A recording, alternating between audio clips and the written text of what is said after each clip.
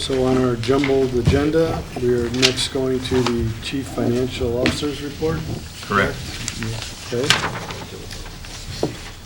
January is typically a month where our revenue is fairly low.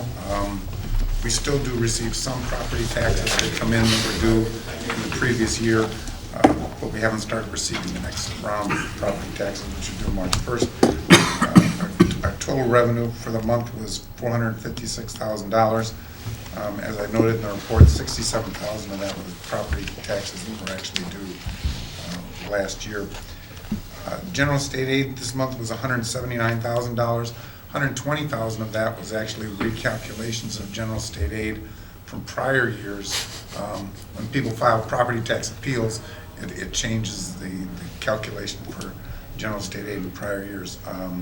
We use Franzig and Radlick to do those recalculations, and we receive the money once a year in January. So the receipts this month for that were $120,000. Operating revenue for the first 7 months, $11,780,000, which is 52% of budget. And expenditures, operating expenditures were $2.2 million. Total expenditures for the month were $2.6 million. Half of that was salaries and benefits. Another $300,000 of that was capital projects and life safety. Our operating expenditures for the first 7 months were 61% of budget, and the reason that percentage is fairly high is because of the annual payment that we made to Airmark for their services as opposed to the quarterly payments we made in prior years. Our operating fund balances at the end of January were $8.8 million. As Dr. Skinkis mentioned earlier, included in the packet was the budget calendar for next year.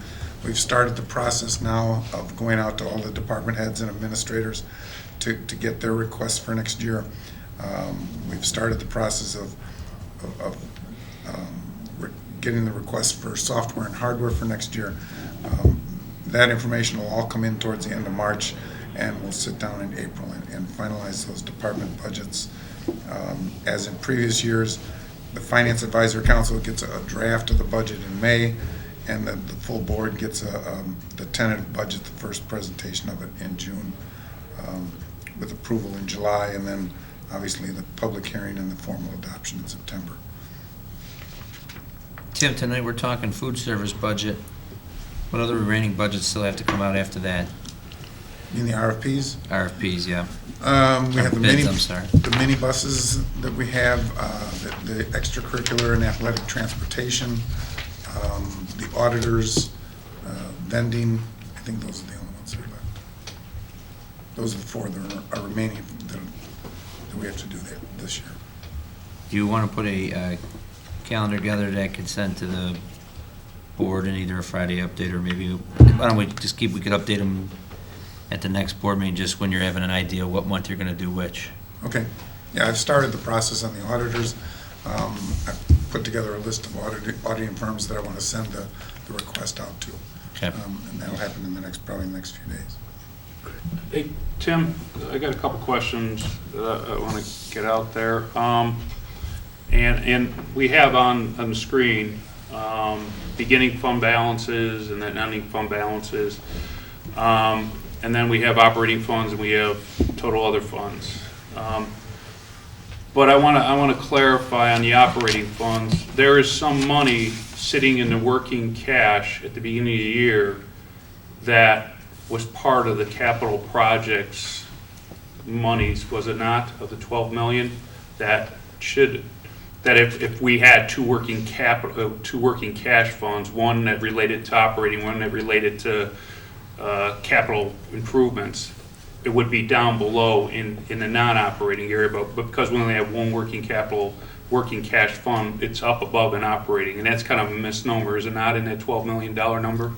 Right. The $12 million includes the $8.9 million that we received on the construction grant, the construction grant that we received.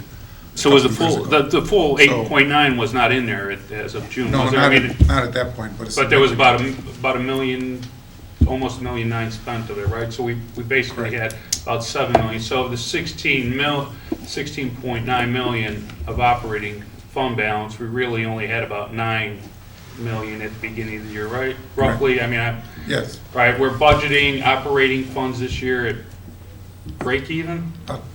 Or what would we? 30,000. 30,000, Very close. Break even, 35,000 right? something. I mean, and we're projecting revenues coming up, I mean, .0 CPI, right, is what we get allowed to 0.7, increase, right? 0.7 or Yeah. 0.8.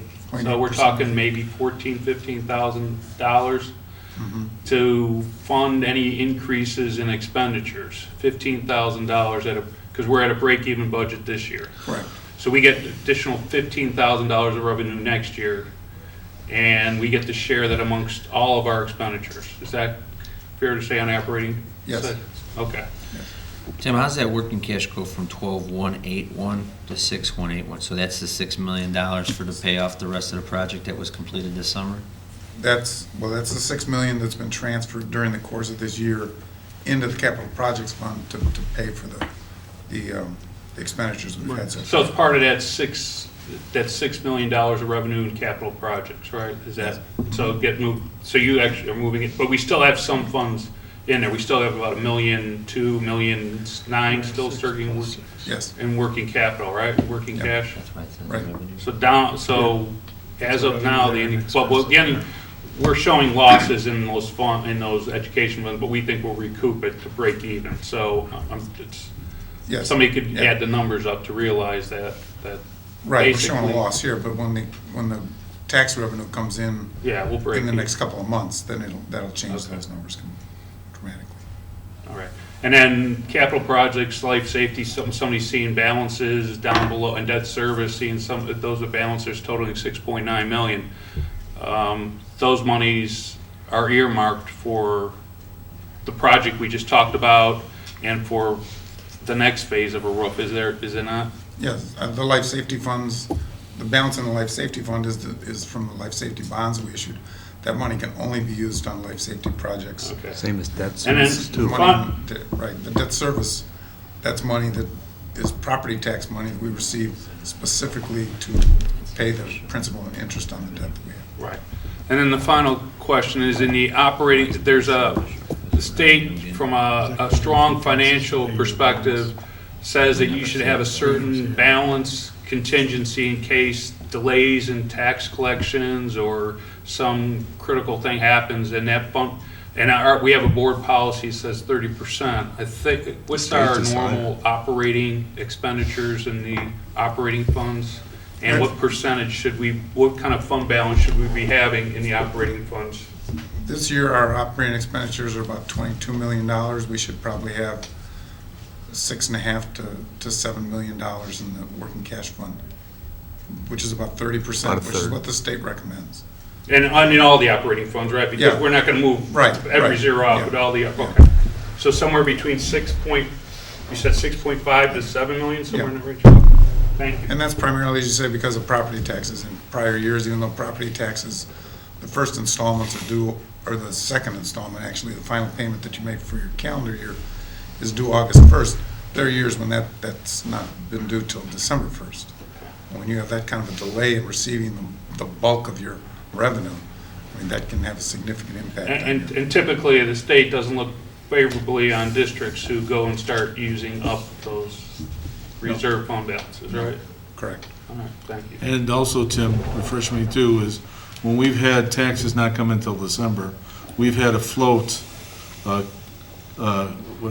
Tax cash Tax loans, anticipation. tax right. anticipation It's warrants, We did that a number of years ago, yeah. Prior- which cost us a prior to lot us, of right? money. yeah. Yes. We didn't do it yet in our original. No, we haven't done it. It would, no, not since Because 2010 or the something. bonds are due December 1st, so anytime your tax isn't collected until after December 1st, you're also still gotta make your bond Payroll. payment each year on December 1st. Correct. Without the influx of money.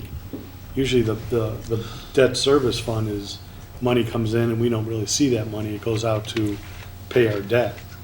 Correct. But we still owe that debt December 1st, even though taxes may not be collected till after December 1st, which happened one time as I sit on the Yeah. board.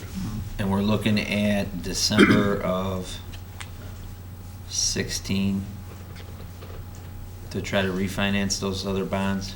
Or is that December of 17? I don't recall. It's, It's 17, It's right? in December. callable. They're They're callable, so we were gonna do. callable, and it might be a little bit early. I think it's before. Callable in 17. I don't think it's December, because we thought we could issue the new bonds to fund the, Right, well, construction like we that did year. this year within the 3-month window, yeah. but we know we have one more amendment for life safety. that We Right. gotta do about $1.2 million or $2 million. Right. So, on Gary's point, I mean, we had a great savings on our bonds because of our fund balance, correct? Partially. What was our interest rate on our bonds? So we got much better It's interest a because tough of our number to just bring fund up to the balance. poor guy. Yeah, it's, Well, no, but Yeah. 3.25, was it 3.2? it was low. Yeah, So what did It the was up city, around 5 the city of Chicago Public Schools put their bond out? 8 something. Was 8.25, I think. So you're talking almost 5 basis, big points that they paid extra that we didn't have to pay for that. Yes. And they issued a little bit more bonds than we did. Yeah. I know. A little I bit. think so. Floated Just a hair decimal. more, but still, look at the interest rate. Any other questions on this area of the agenda? No?